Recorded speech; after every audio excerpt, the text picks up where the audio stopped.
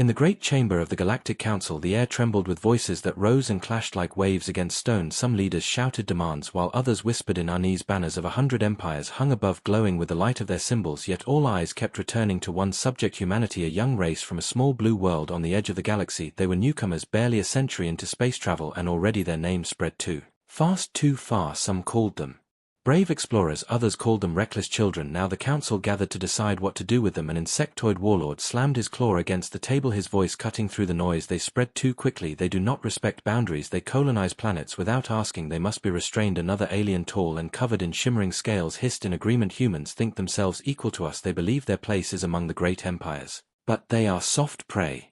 Fragile bones, weak flesh. If we show strength they will kneel. Laughter broke across the chamber, mocking and cruel, yet not all joined in. At the far end of the chamber an elder rose slowly, his skin pale, his movements heavy with age, his eyes dark with memories that no one wished to hear. Silence fell around him, not because of respect, but because of discomfort. He had lived longer than many of the stars' cycles. His voice carried weight when he chose to speak, and now it was filled with warning. Do not provoke them, do not test them. His words hung like smoke in the air. No one moved for a moment, then the laughter returned louder than before. The insectoid warlord bared his mandibles. Are you afraid of a species that still bleeds from stone tools? Their ships are weak, their armies small. What is a human compared to the might of the empire? The elder's voice remained steady, his gaze locked on the warlord. I have seen them. I have seen what lies behind their eyes when the veil of peace is torn and their blood is spilled. They are not like us. They do not fight for glory. They do not fight for survival. They fight until nothing is left, and when you think they have broken, that is when they rise stronger. Silence touched a few of the younger delegates, their eyes flickering with unease, but most scoffed. One bulky reptilian leaned back in his seat, tail swishing. Humans are fragile creatures. One breath of poison, one claw strike, one shot from our rifles, and they fall. Their worlds are nothing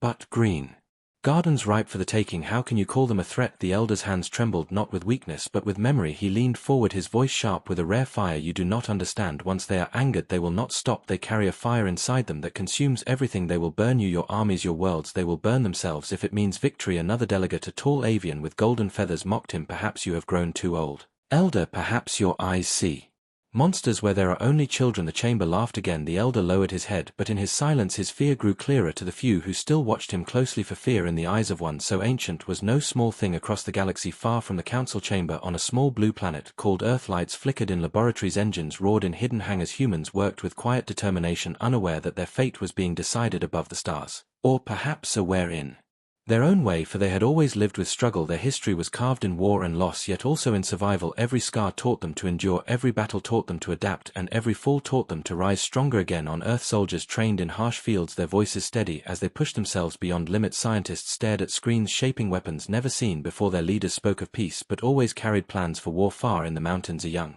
child sat on a rock, gazing at the sky above. She pointed at the stars and laughed, not knowing that alien eyes were watching, already judging her species, already deciding their worth. And somewhere deep in the heart of the world a quiet resolve stirred, the kind that did not roar or boast but waited, silent as storm clouds, heavy with lightning ready to strike. The elder in the council chamber closed his eyes and whispered, though none listened, they will not forgive, they will not forget. A hush passed through him, as if he felt the weight of doom already coming. His warning echoed one last time, do not provoke them, do not test them. But the chamber had already turned back to laughter, plans of war rising in arrogant voices, mocking the very race that would soon show them the meaning of regret.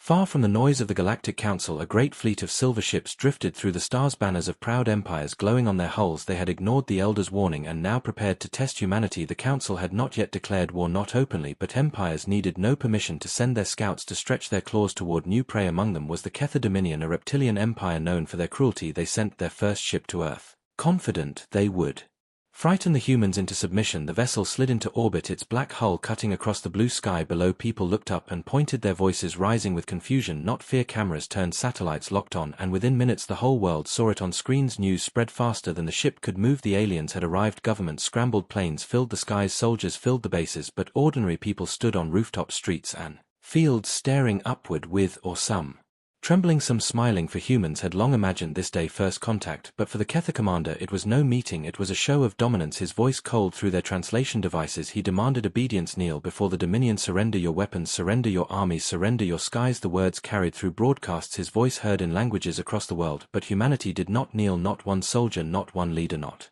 even the frightened child clinging to her Mother on a dusty road. Instead, the president of a human nation stood on live broadcast, her voice steady. Humanity does not kneel. We welcome those who come in peace, but we will not bow to threats. Across the stars in the council chamber, the news reached the delegates. Some laughed, saying the humans were reckless. Others muttered that arrogance would be punished. The elder sat silent, knowing this was only the beginning on Earth. The Ketha commander grew furious. He ordered his troops to descend. A squad of armored warriors fell through the clouds, landing with thunder in a human city. People scattered, screams echoed, but something unexpected happened. Instead of hiding, instead of begging, the humans stood their ground. Police aimed weapons, soldiers formed lines, even civilians armed with nothing but stones and bottles faced the towering aliens. The commander sneered, calling them insects. He ordered one of his warriors to strike a single human down to prove their weakness, but when the blow came, the human did not fall. A young soldier raised his shield and absorbed the strike. His arm shattered, but his eyes burned with fire. He roared back, not in fear but in defiance. Others followed, rushing forward with courage that shocked the alien warriors. The fight that was meant to be quick became chaos. Gunfire lit the streets, explosions shook the ground. Humans fell, but they rose again, crawling, bleeding, still fighting. Even children threw stones, even elders stood in the way. The Ketha commander, who had faced many species, felt unease. For the first time, these creatures did not fight like prey, they fought like something else, something dangerous. The battle was not a victory for humans. They lost lives, they lost streets, but they did not break. By the time the Ketha pulled back, dragging their injured, the city still stood. Smoke rose, but so did voices chanting humanity, humanity. It was the first blood drawn between the species, and the galaxy watched, every council world tuned to the broadcasts, seeing humans not as soft creatures but as something new. Whispers filled the chamber. Perhaps the elder was right, perhaps the humans were dangerous, yet still most mocked. They fought with desperation, not strength. They said they resisted for now, but once the fleets arrive they will crumble. But in the eyes of those who saw closer, a different truth formed. The humans had something no empire had faced before, not advanced weapons, not endless armies, but a spirit that refused to die. And far away on Earth, in a quiet hospital, the young soldier who had taken the first blow lay broken but alive. Reporters gathered around his bed, and he spoke with a smile. We do not kneel, we never kneel. His words spread across the world and into the stars, and in the shadows of the council chamber the elder whispered again, do not test them, do not provoke them. For now it had only been a single strike, but storms begin with a spark. The smoke of the first battle still hung in human skies when news spread across the galaxy, whispers rushing through trade routes and war channels. Alike humanity had not surrendered, instead they had stood against the Ketha warriors and lived to tell the tale. Some laughed, dismissing the fight as a small skirmish, claiming the humans were desperate animals biting before they die, but others spoke quietly of the footage of men and women standing unbroken before towering armored soldiers, of children hurling stones at invaders as if no fear could stop them. In the Galactic Council tension rose, delegations shouted over one another, many demanded punishment, a show of force to crush humanity quickly before their spirit could spread. Rebellion among lesser worlds, the Ketha Dominion, furious over their humiliation, promised to lead the attack. They spoke of burning Earth until nothing but ashes remained. Fleets of warships were called together, engines roaring across space, yet in the shadows the old elder who had once warned them sat silent, his eyes heavy, for he knew something the others did not. He had seen the spark before, he had watched ancient powers crumble when they underestimated small creatures. Humanity reminded him of a memory long buried, and he feared the council was about to repeat history. While fleets gathered above Earth, humanity prepared in silence. Governments argued at first, some wanted to beg for peace, others wanted to surrender, but the people refused. The young soldiers' words, we never kneel, echoed across nations. Ordinary men and women lined up to volunteer. Factories roared day and night, not only building weapons but also preparing something the aliens could not understand. Humanity's true weapon was not ships or guns, it was creativity and unity. Scientists unlocked old projects once hidden, engineers designed new defenses from scrap, soldiers trained in secret tunnels, even children worked carrying supplies. The planet moved as one, beating like a single heart, and still they smiled, laughed, and lived even under the shadow of doom. Aliens watching the broadcasts could not understand it. To them, prey cowered until the end, but humans sang while preparing for war. Meanwhile, the Ketha commander, ashamed by his retreat, swore he would return. His fleet was the first to arrive, blotting out the stars with their massive ships. Cities trembled as shadows stretched across skylines. Governments warned their people to stay hidden, but again humans refused. Crowds gathered, staring upward, not with awe now but with anger, when the first Ketha ship descended, aiming to show dominance. Human jets rose to meet it. Their weapons may have been primitive compared to alien cannons, but they flew with such daring, such reckless courage that even alien officers muttered in disbelief. One by one, jets struck the ship, not with power but with precision, battering weak points, burning engines until the mighty vessel began to fall into the sea. The sight shook the galaxy. The invincible Ketha craft burning on live broadcast, entire worlds gasped. The council chamber fell into silence until shouting began again. Some demanded full war now, others began to fear, for if humans could bring down a single ship with so little, what else were they capable of on Earth? The battle escalated, invasion pods rained down, troops poured into cities, yet every street became a trap, every forest a battlefield. Humans fought with everything, rocks, knives, fire. They made weapons from nothing, turning ruins into strongholds while civilians refused to flee. Standing in defiance, the invaders were shocked not only by the fighting but by the way humans worked together, strangers shielding each other, wounded carried by those who should have been enemies yesterday. For the first time the Kether felt fear. The commander realized the fight would not end quickly, it would drag and drain them, and behind his armor he whispered, "What are these creatures?" And across the stars more fleets prepared to join the war. Convinced that victory would come with numbers, but still the elder's voice whispered through the chamber, "Do not test them. Every time you strike they grow stronger. Every wound you give them they remember, and when they rise again they will not stop." But no one listened. They laughed again, thinking humans were trapped on one world, forgetting the lessons of history that small sparks light great fires. As Earth burned, the galaxy watched and waited, not knowing that humanity's true answer was yet to come.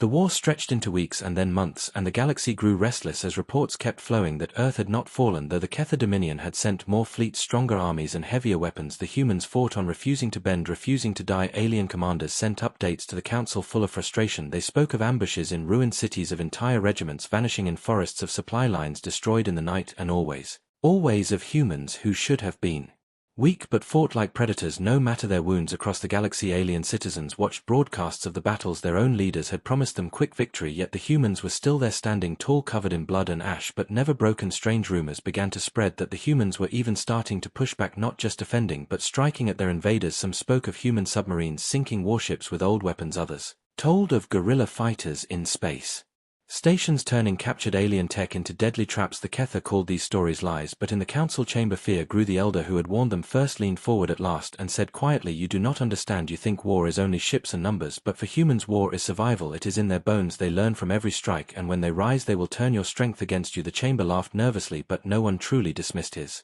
words now, because new reports arrived. Earth had launched its first counterattack. Human scientists, engineers, and soldiers had taken alien wreckage and rebuilt it faster than anyone believed possible. Crude fighters rose into orbit patched with alien parts, crude weapons fired with stolen energy cores, but they worked, and with them humans struck the enemy fleets. For the first time the invaders who had thought themselves hunters became the hunted, ambushed in their own formations by swarms of human craft moving like a storm. The Kether lost ships faster than they could replace them. The commander on the front raged, cursing the council for underestimating the enemy. As his forces bled away, still he vowed to crush Earth, and so he ordered one final plan: burn their cities with fire from orbit, erase them so completely the galaxy will never speak their name again. But humanity was waiting. They had seen his fleets move, they had broken his codes with machines they built from scraps. They knew what was coming, and so they set their trap. When the Kether ships lowered for the kill, human forces unleashed everything: missiles, hacked systems, storms of fire. The sky itself lit as alien warships exploded one after another. The oceans swallowed burning metal and cities cheered in defiance. Across the galaxy millions watched the footage. The council sat in stunned silence, unable to believe that a single world had turned back one of the strongest powers of the stars. The elder's eyes were sad, not proud, for he knew the truth. This was only